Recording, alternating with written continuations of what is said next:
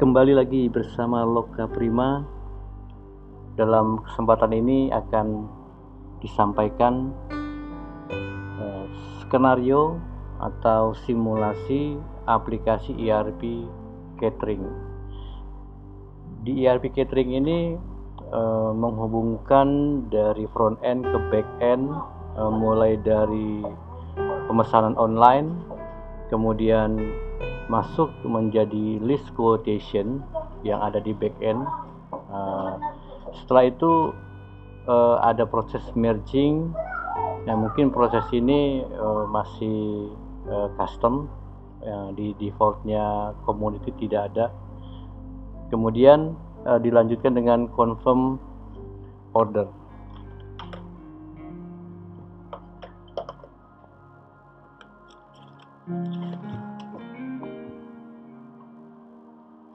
Dari confirm order ini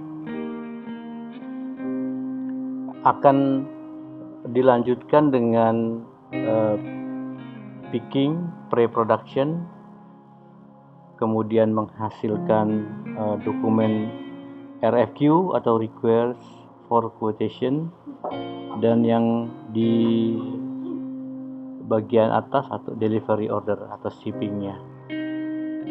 Secara keseluruhan pemecahan supply chain ini sudah tergenerate otomatis, karena proses ini merupakan automation system yang sudah disetting per item produknya berdasarkan make to order. Di sini sudah ada 3 bagian, yang dari delivery ordernya, shippingnya, kemudian diserahkan ke customer, kemudian dari bagian pembelian atau purchasing sudah ada confirm dari PO, kemudian di receive, masuklah ke proses picking pre-production. Nah, dari sini dilanjutkan ke manufaktur. Setelah selesai manufaktur, disimpan ke finish good. Nah, selanjutnya baru dilakukan delivery order.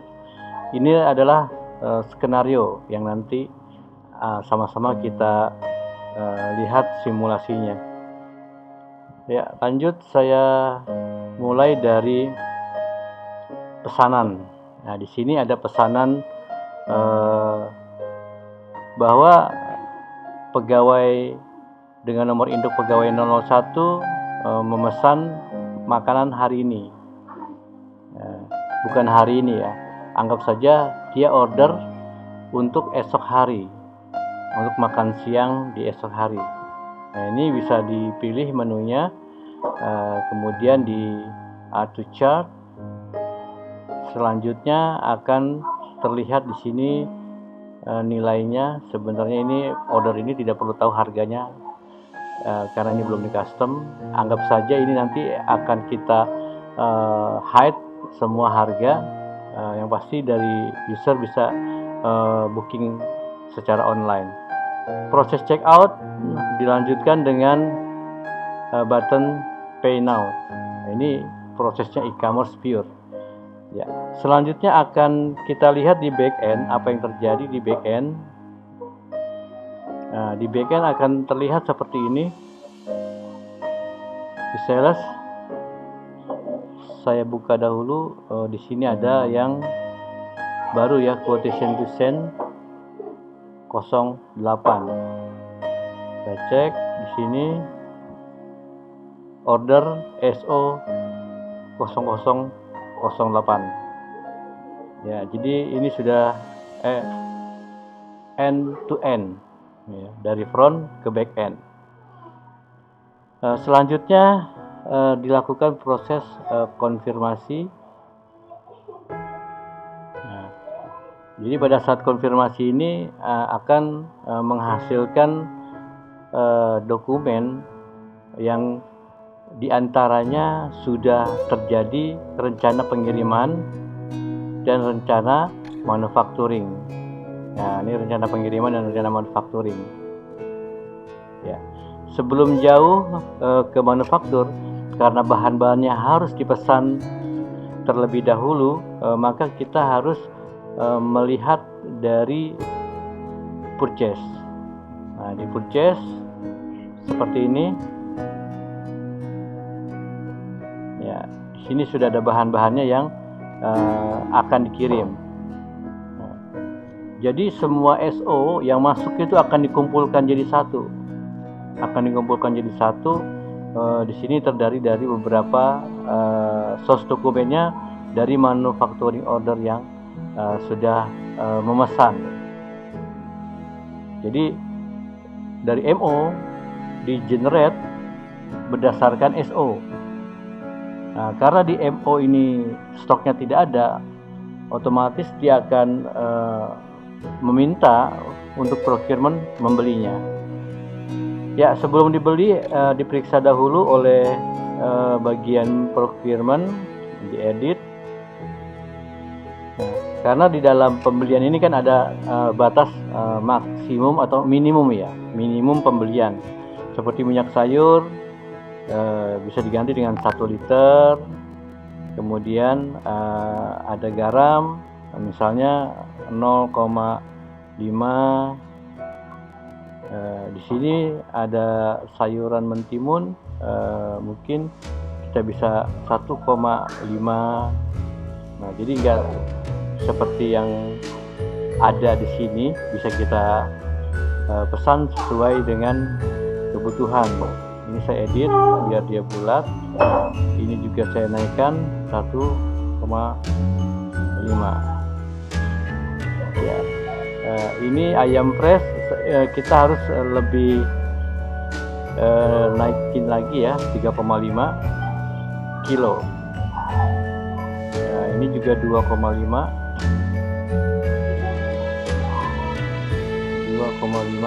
kilo.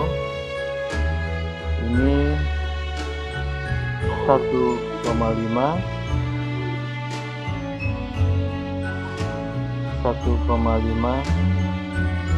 ya, biar cukup ya, 0,5. Kemudian ini sama juga 0,5.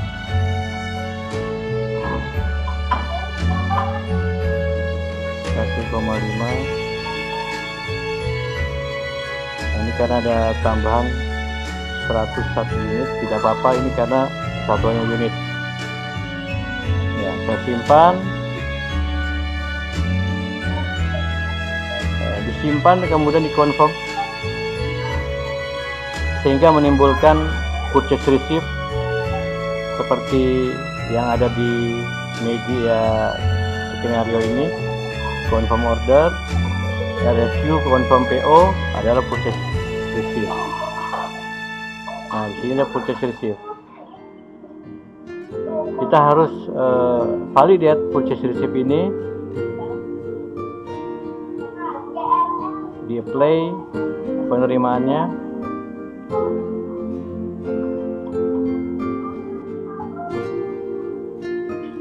Ya, tugas dari procurement sudah selesai, maka dilanjutkan dengan proses dari manufacturing.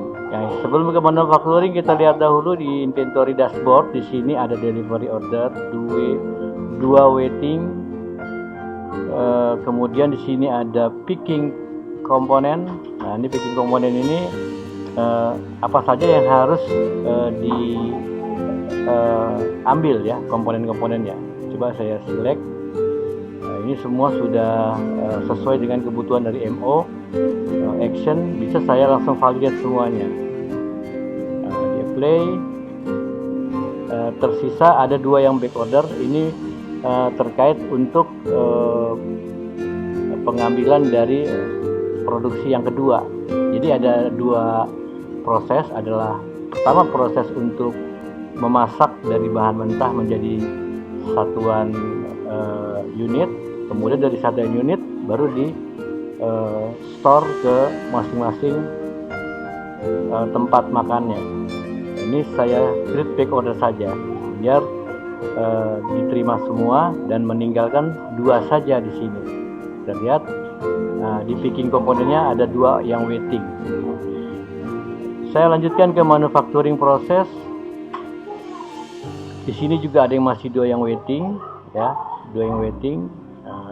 Nanti menunggu tahapan ini selesai. Saya select yang atas, dua di teratas saya lepas karena itu harus dilakukan pada fase proses yang kedua. Kemudian di action di mark as done, menyatakan bahwa produk ini sudah selesai dimasak dan siap untuk ditempatkan ke storage-nya. Ya, selesai sudah proses mark as done. Kita lihat lagi di overview dashboardnya, sudah terlihat di sini ada manufacturing yang kedua yang menyisakan untuk store ke tempat makannya. Tapi sebelum masuk ke manufacturing yang kedua, pick komponen dahulu yang tersisa di sini. Pick komponen yang tersisa yang waiting ini atau yang back order. Waiting operation atau yang back order. Saya cari yang dua back order. Nah, inilah yang dua back order. Select, validate.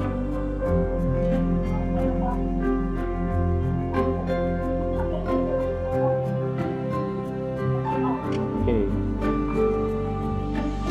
Saya proses lagi dulu yang kedua ini. Oh iya, ini saya masukkan dulu karena tadi ada proses pengiriman ke gudang finish good, yang itu nanti ada komponen yang diambil. Saya harus selesaikan dulu di sini, validate pengiriman dari produksi ke tempat gudang yang sudah jadi. Saya ulangi lagi yang back to order ini, saya ulangi lagi back to ordernya. Ini adalah mengambil dari komponen-komponen yang dalam bentuk unit yang sudah siap di packaging. Ya, selesai proses di packaging, komponen sudah diambil. Selanjutnya dibuatkan paket-paket yang sudah kita siapkan komposisinya dalam satuan unit semua. Nah, ini bisa langsung di mark as done. Oh, sangat banyak sekali ya yang sudah done. Kita pilih yang masih di proses saja, dua ini. Ya. Ya, nanti saya jelaskan tahapan-tahapannya saat ini bagaimana dari sisi operator memvalidasi setiap tahapan, itu yang paling penting. Oke, saya action, mark as done, dan apply. Semua proses sudah selesai dilakukan. Yang tertinggal hanya pengiriman dari produksi atau dari kitchen ke bagian packing. Nah, ini proses pengiriman ke bagian packing, bahwa semua produk yang dipesan sudah dimasukkan ke dalam styrofoam atau tempat makannya. Validate, didistribusikan, apply. Yang terakhir adalah dari overview, ada delivery order. Kita lihat nomor 5 dan nomor 8. Nomor 5 dan nomor 8, kalau dibuka nomor 5 pesanannya adalah 100. Selanjutnya yang di nomor 8 dipesan adalah 1. Ya, ini ada tambahan ceritanya, tambahan pesanan. Baik, saya langsung proses untuk actionnya, validate. Nah, artinya semua delivery ini sudah dilakukan. Ya, sampai di sini pekerjaan dari kitchen selesai. Ya, yang melayani catering ini sudah selesai. Selanjutnya dilakukan tagihan. Di mana tagihan ini dari proses SO, ini saya refresh dahulu. Ya, dari SO ini saya kembali dulu 8 dan 5 ya, 8 dan 5 ini secara proses deliverynya sudah selesai, di mana kita bisa lihat proses yang sudah selesai itu. Saya simpan dulu. Oke, saya buka salah satu yang ini. Akan terlihat quantity 100, deliver 100, tapi belum di invoice. Ini menandakan bahwa kita bisa tagihkan kalau sudah di deliver. Nah, bisa dilakukan secara massal quotation-nya dengan mencentang bagian kiri checklist ini, kemudian di action, dan adalah create invoice and view. Nah, ini kalau di dua-duanya di create ya, otomatis akan terbentuk dua baris sesuai dengan nomor SO yang dijadikan invoice. Nah, ini sudah dijadikan invoice dan bisa ditagihkan. Kalau sudah dikonfirm, artinya ini sudah terbentuk jurnalnya. Ya, itulah proses bisnis yang bisa saya sampaikan untuk catering atau ERP catering. Terima kasih.